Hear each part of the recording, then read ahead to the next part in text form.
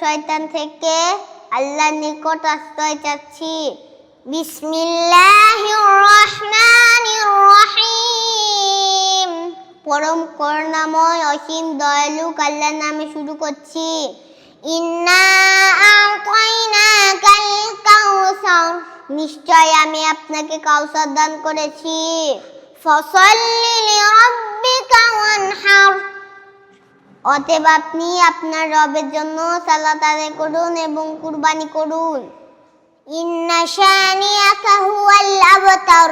নিশ্চয় আপনার শত্রুরাই নির্বংশ। জীবনের প্রয়োজনে শিক্ষার আয়োজন, জ্ঞানের ঝর্ণা ধারায় ঢুকে দিই।